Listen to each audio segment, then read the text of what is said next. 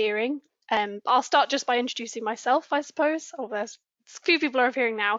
But my name's Amelia. I'm a Schools and Colleges Liaison Officer at Royal Holloway. So I work for the university, and my job is advising students on various things, but quite often that involves student finance. And I can see Jim, so I'll get Jim to introduce himself next.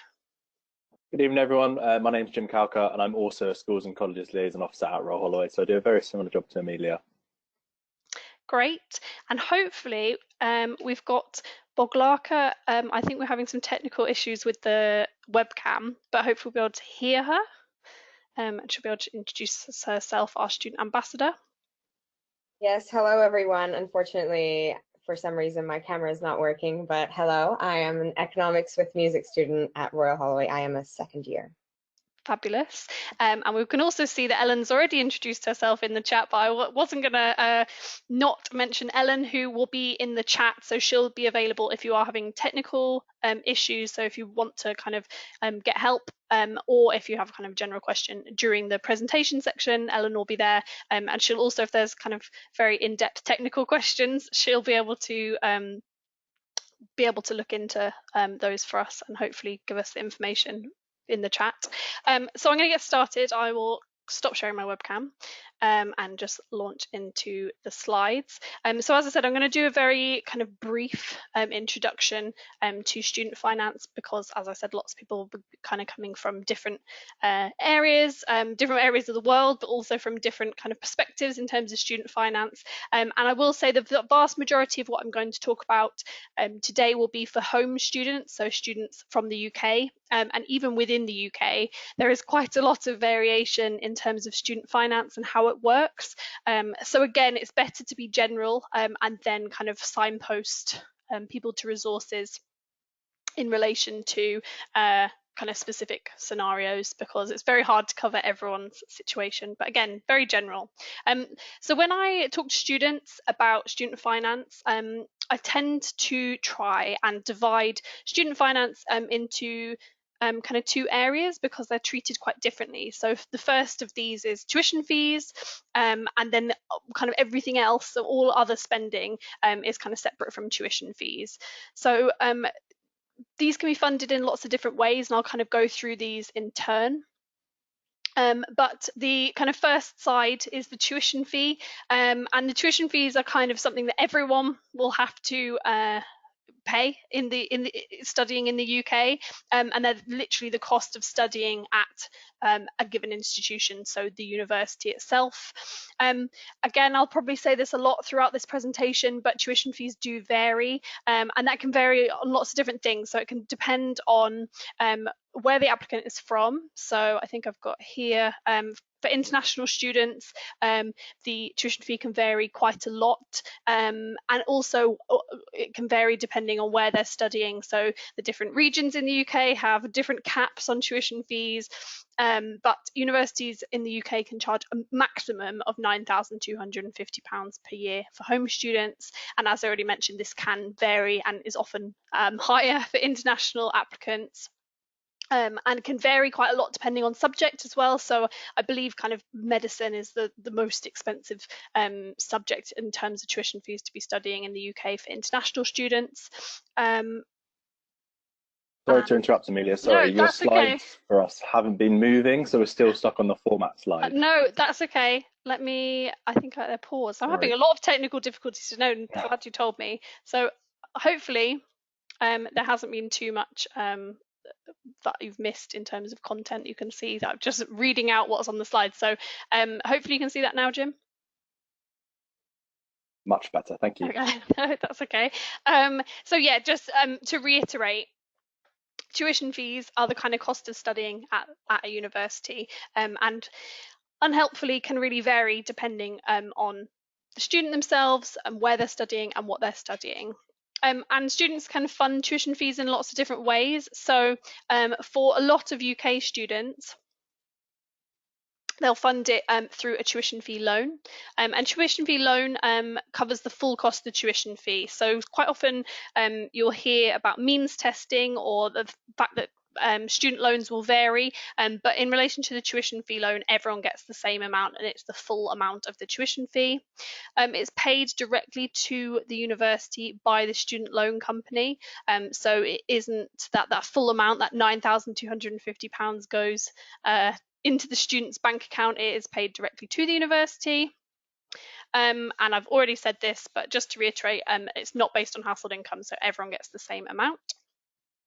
Some students may have a scholarship or bursary that will contribute to their tuition fees. So that could be a tuition fee discount, or it could be the tuition fees are covered entirely by a scholarship. They do exist. Even, at Royal Holloway, we do have scholarships that will be a full tuition fee write-off, I suppose. So tuition fees, scholarships and bursaries can be very helpful in relation to tuition fees. And also some students will fund their own tuition fees, so particularly international students, if they aren't able to get a tuition fee loan, they may fund their own tuition fees. Some people will have savings or money from family to cover their tuition fees, so there are various ways that people will pay their tuition fees. And then the other half of student finance is everyday spending. And this is, again, something that can really vary depending on individuals' lifestyle and spending, but it kind of covers anything else a student might spend money on. So accommodation, clothes, etc. And again, can really vary depending on where that student goes to university, what food they like, what they're studying, are there associated course costs, they might have to travel more depending on kind of where they're studying, so it varies a little bit. But once again, this can really vary in terms of how students will fund their everyday spending. So there is a maintenance loan that's available for UK students from the government. So you can see this is where it kind of varies a little bit. So some students will be entitled to a lot more in terms of a maintenance loan than other students. So it varies on where they're from. So again, different devolved governments within the UK will have different amounts that students will be entitled to. London, or students studying in London, it should say, are entitled to a higher rate of maintenance loan than other students. So that's another thing to be aware of. It reflects the kind of higher cost of studying in London. So Royal Holloway, for example, does count for a higher rate of maintenance loan. And another kind of factor that factors into the amount of maintenance loan that students are eligible for is whether they will be living at home. So rightly or wrongly, there's an assumption that students who are commuting and living at home will have lower costs associated with studying or with accommodation, for example. So they will be entitled to less maintenance loan. And there is an element of the maintenance loans. There's a base amount that everyone kind of gets, and then there is a kind of top up that's based on household income. So that is a parent's house or partner for kind of mature students, and that factors in again to the amount of maintenance loan that a student will receive. And again, differs from the tuition fee loan in that it's paid directly to a student's bank account 3 times a year, which can be difficult in terms of budgeting, because rather than being paid monthly or weekly, it's kind of the only time that you will be paid termly, I suppose. So it's a kind of a bit of a challenge to adjust to that, perhaps if you're used to kind of being paid weekly or monthly. So that gives you an idea of the maintenance loan, but once again, everyday spending can be funded in other ways too. So there is extra funding for students who have disabilities or students who are carers, and I will go into those in a few minutes. But also, once again, bursaries and scholarships can be a great source of funding for everyday spending. So that might be something like a book voucher, it might be kind of a cash award or a discount. So bursaries and scholarships, again, are a great thing to look into. And again, lots of students will have a part-time job or savings and will fund their everyday spending with that funding. So that gives you a kind of overview of how we like to sort of look at student finance. What I've also got is, obviously, the tuition fee loan is a static amount. It's the maximum tuition fee that universities can charge, but maintenance loan amounts can vary, and it's quite useful to look at the kind of example amounts. So this kind of gives you a sense of how much the different factors can affect the amount a student's entitled to. So you can see that living at home, you're entitled to less than if you're living away from home but outside London. And then if you're living away from home in London as a student, you're entitled to even more. So this is the kind of absolute maximum. But even within those, it's really affected by household income. So all of these tables and amounts are publicly available on the government student finance website, so it's worth having a look. You can see at the bottom here, there is a calculator that you can use to put in kind of your hypotheticals, and it will kind of give you an idea of how much funding you would expect to receive as a student. So this again gives you an idea of how household income affects the amounts that a student will receive. This is the 2021, or so students coming to university in September, and how much they would expect to receive in terms of funding. So again, I won't go into reading all this out or going into loads of detail, but you can find all of these figures on the government student finance website, which I will link in the chat at the end. And then I'll just talk very briefly about the application process, because we did get a few questions about when to apply and how to apply. So it's an online process, much like UCAS. The easiest way to apply is online. Government website kind of goes through very clearly kind of all of the different steps that are involved. Once again, Wales, Scotland and Northern Ireland will have their own websites and processes for student finance applications. So that is linked again from the government website. It's important to apply as soon as possible. So as it says on the slide, the application window usually opens in around February, and quite often students won't know where their firm choice is. They might not have got all their offers back at that point, but you don't actually need a confirmed place at university or college to apply. So we always say the sooner the better. They might need kind of more evidence, or it might take a while to make a decision about your eligibility as a student.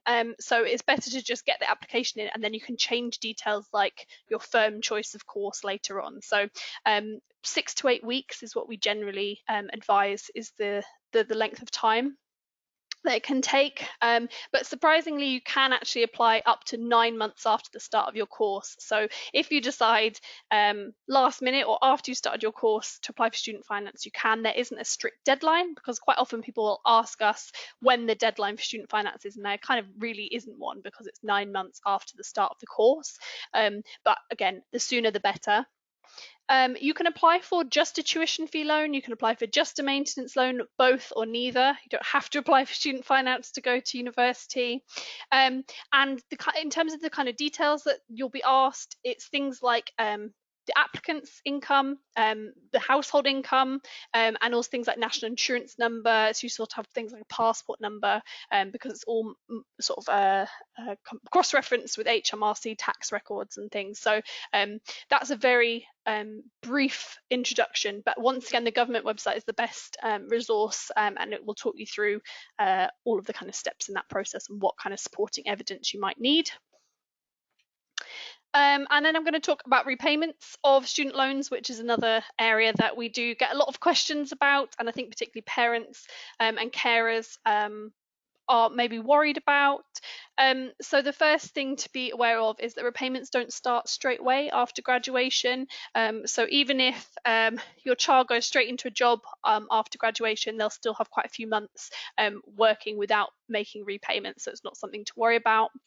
You repay both the tuition fee and maintenance loan. In the past, some of it's been grant, but actually both of them are now fully loans, so they both need to be repaid.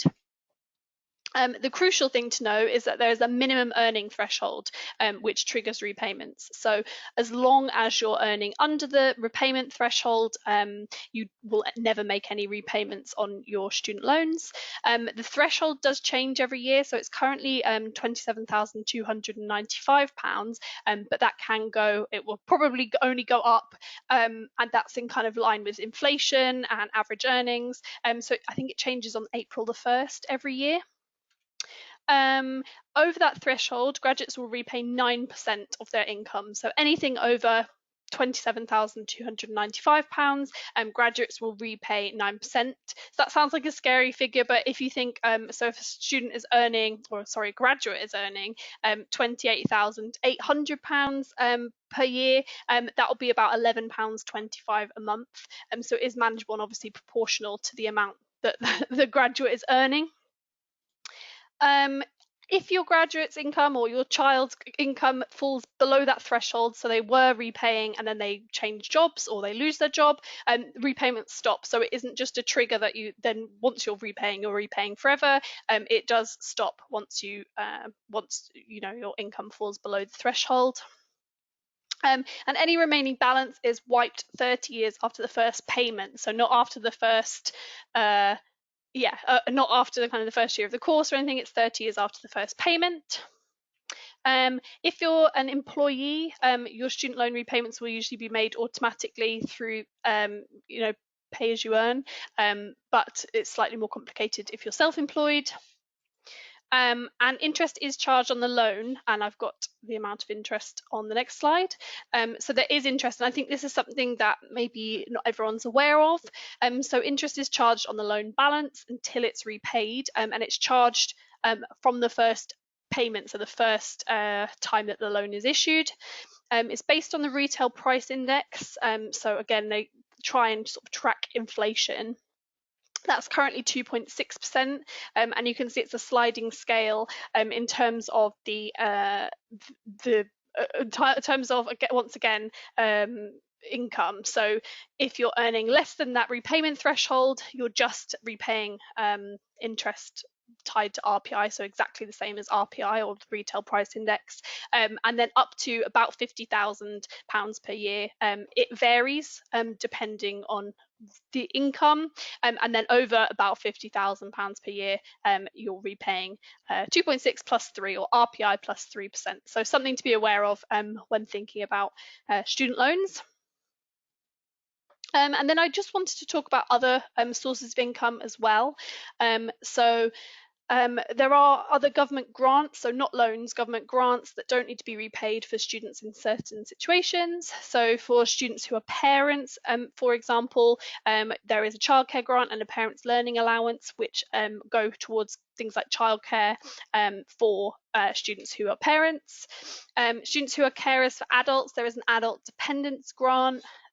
And disabled students are entitled to a disabled students allowance, and that's something that disability and dyslexia services at Royal Holloway will be able to assist with the application process for that. So there are other sources of funding. Again, the government website is brilliant. It has all of these information and eligibility criteria for all of those. So if you think that might apply, it's worth having a look.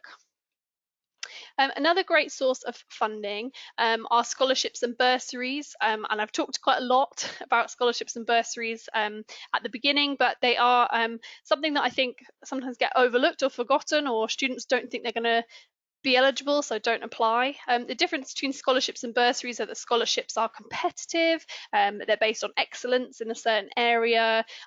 You might have to write, a statement or do an audition for a scholarship, and bursaries are usually automatically applied based on personal circumstances, and everyone who's eligible receives the award. So that just gives you an idea of the differences. And I think I might hopefully be able to bring Boglarka in a little bit, because she is a scholarship recipient, and it would be great to hear a little bit about your scholarship and your experiences of applying for the scholarship, if that's okay. Yes, of course. So yeah, I received a music scholarship to study at Royal Holloway, and I applied to this a few months before I came here.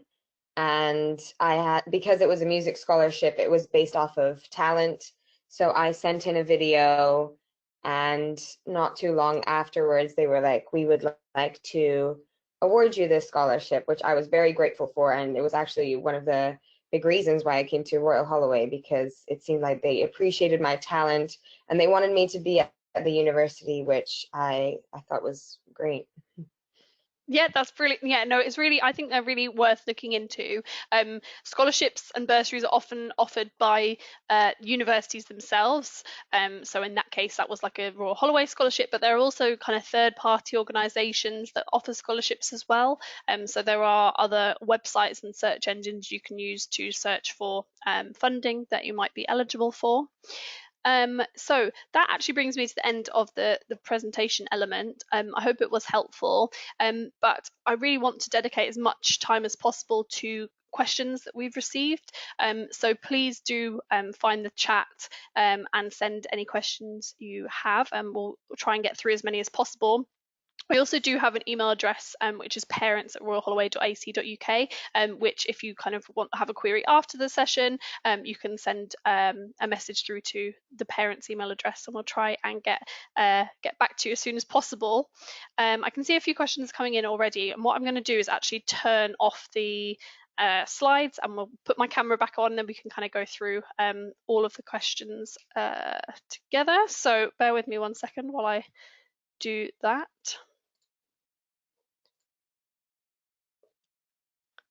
So hopefully everyone will start appearing again in a second. We do have a few pre-submitted questions, so I thought if we go through those first. Sorry, everyone. So the first, we had quite a few questions about international fee status, which actually is quite a difficult question to answer because it's very much dependent on kind of individual circumstances. So for that, my general advice would be to look at the UKCISA website, which I will link in the chat in a second, and that is kind of how the guidelines that our admissions office follow in terms of determining fee status. We did also have questions about tuition fees for particular courses, and for international students that does vary a little bit depending on the course itself. So if you go to our course finder, which again I'll link, that will have the individual tuition fees for each course, depending on kind of where you're coming from. So I hope that answers. I'm sorry I can't be more specific, but we've had quite a few questions about fee status, and it really, I wouldn't like to make a kind of determination either way. So I hope that makes sense.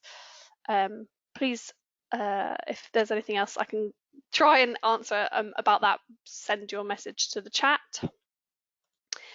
We also had a question actually about scholarships for international students.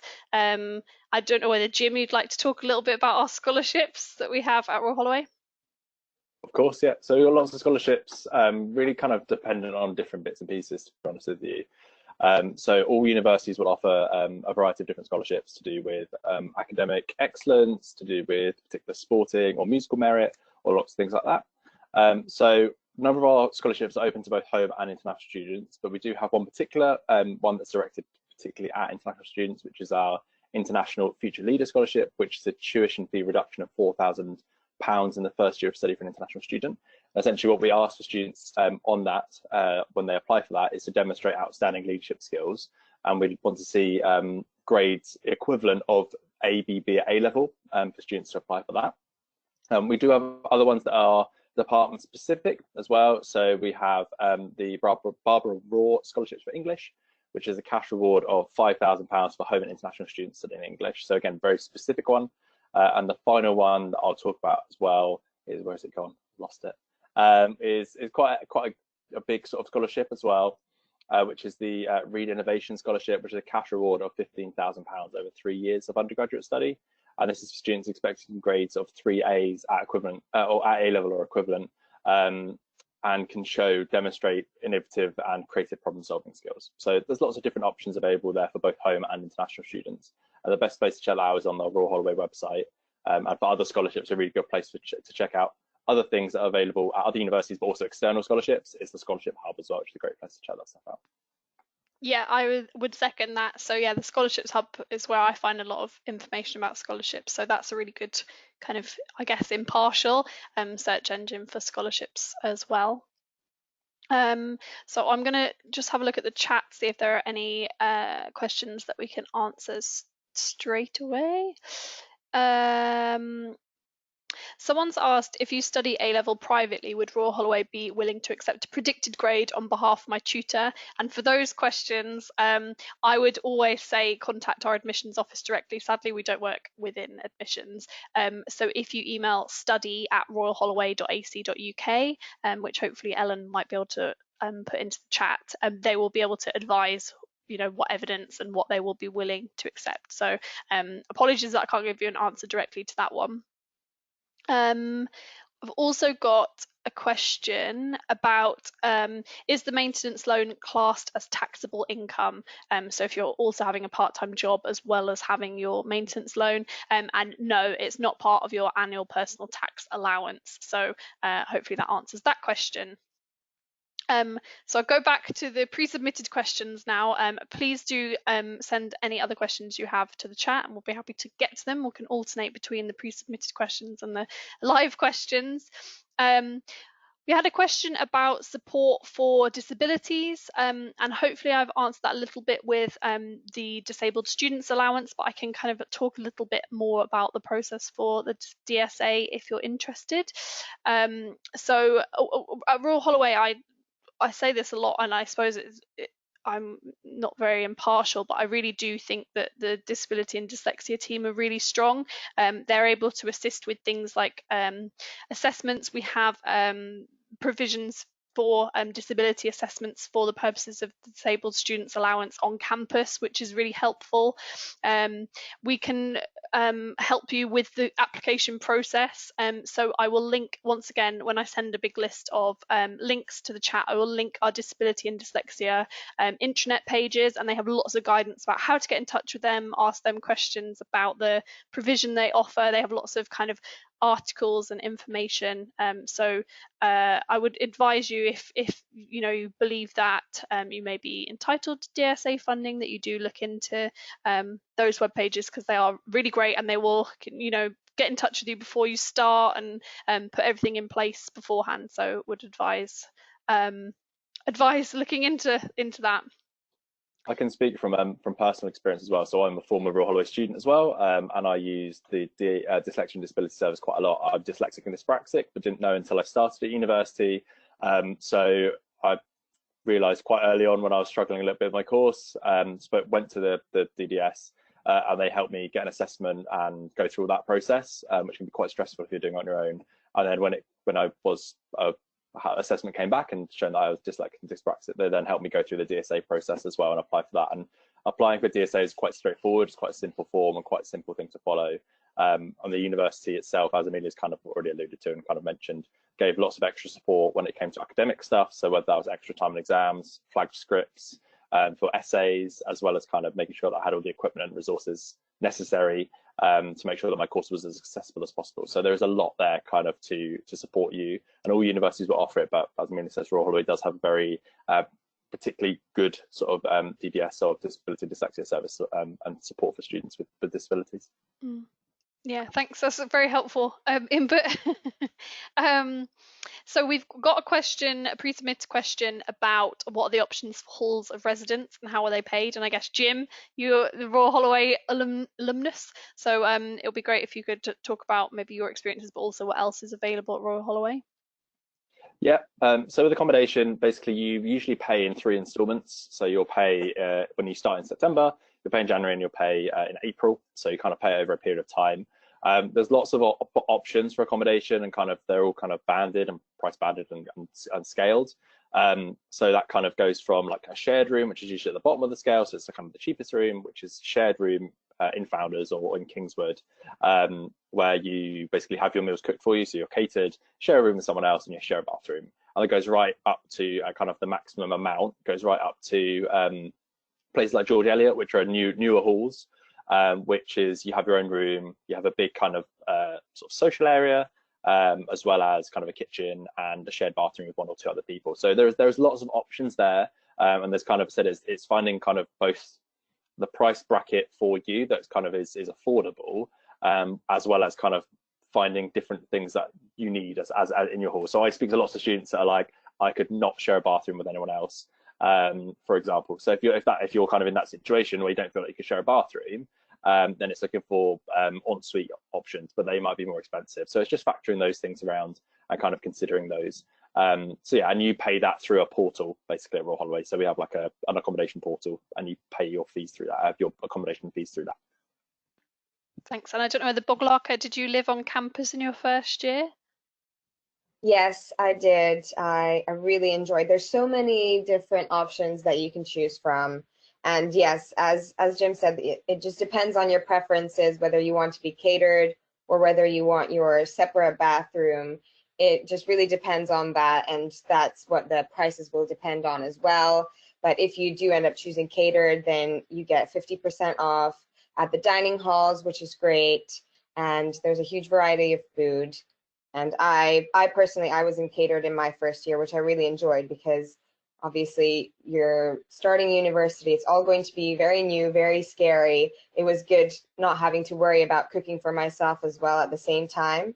So I really appreciated being in catered. But if others really enjoy cooking or are already great at it, then definitely uncatered, self-catered accommodation is also great. And I had quite a few friends who lived in the newer halls of residence that were self-catered, and they really enjoyed it as well. I lived in self-catered in my first year, mainly because I thought that would be a really good way to learn how to cook, and it wasn't. I don't recommend it.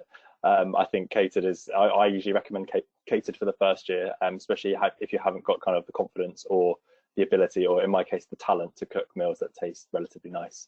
I think self-catered is probably the best option. I liked being self-catered. I didn't go to Royal Holloway, but I was a self-catered person in my first year. But I did eat at weird times and stuff, so maybe that's probably why. Just like a follow-up, we've got a couple of follow-up questions on accommodation that I'll direct to you both. So are all halls based on campus? Most are.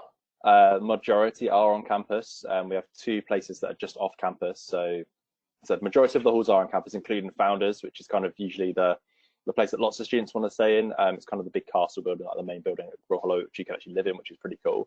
But we also have 2 off-campus stuff. We have George Eliot, which is literally just over the road from the main campus. And then we have Kingswood, which I think is a mile in the village in Englefield Green. But there's a bus service that runs between campus and Englefield Green. And it's only like a 10-minute walk as well. So there's options there as well. And kind of both George Eliot and Kingswood have their own kind of like mini communities themselves. So you're kind of not like really missing out not living on campus, because you have your own kind of mini campus where you are anyway. Yeah, and we've also got a question about whether you can live in halls the whole time you're at Royal Holloway, which I don't know if you want to answer, Jim. I'm just going to you. Yeah. So in theory, you can. However, the majority of students will only live in accommodation their first year. We usually, most years, can guarantee accommodation for first year students, which means students going into their second and third year, that obviously becomes more difficult because there's less accommodation for us to guarantee. And as I said, so for second and third year students, the accommodation priority is for first year students. It's for students on scholarships who can use a part of their scholarship if they want to remain on campus, and it's for students with disabilities or accessibility needs. That's kind of the priority. The last one is students that are coming back from a study abroad year. So for students being away, say in America for a year studying abroad, they can live on campus as well. So there's no reason necessarily why students can't apply to live on accommodation in the second and third year, but it's less likely and less available. Another way that you could live on campus in your second and third year is by becoming a hall life rep. Basically, you work in your halls, so you're kind of a hall rep, so to speak, and you have a flat in that accommodation block. And essentially your role is to create like social events and deal with kind of any minor dilemmas, let's say, in accommodation and stuff. So things that aren't super serious, little sort of discussions about somebody's used up somebody else's pot and pan or something, or whatever it is. So yeah, there are ways that you can live on campus throughout your first, second, third year, but there is a lot of stuff in the private sector as well available. So students usually move off campus. Yeah, and I think what I was going to say is that there are advantages and disadvantages to halls and also to living in the private sector. So personally, in my experience, moving into the private rented sector in second and third year was actually really enjoyable because you were with your friends. You got to have a bit more control over your own living space and where you live, I suppose. So there are advantages to moving out, and the university and the student union provide a lot of support with finding accommodation. So they have a list of approved landlords, and will do things like checking contracts and kind of helping you find people to live with. So there is lots of support with finding private accommodation. I do think we had a question about, is it hard to get private accommodation? I don't know whether either of you, Boglarka, are you in private rented accommodation right now? Yes, I am currently, and I share a very nice flat with 5 of my friends. So I really enjoy it here. I think it was a great transition, first year living on campus, and now it's even more independence. Now most second and third years do live off of campus, and I really enjoy it myself. I'm very near the university. It's only a 10-minute walk away, and yeah, we all have our separate rooms. It depends like where you live, like the price, but usually it is cheaper than living on campus, which is why second and third years do prefer it. And also, as Amelia said, you can live with your friends, which is great. And yeah, I'm really enjoying it living off campus this year. Yeah, I think it's part of the student experience as well to go and like figure out how to like take your bins out and figure out how to get the council tax exemption and things. So it's all part of the experience, I think.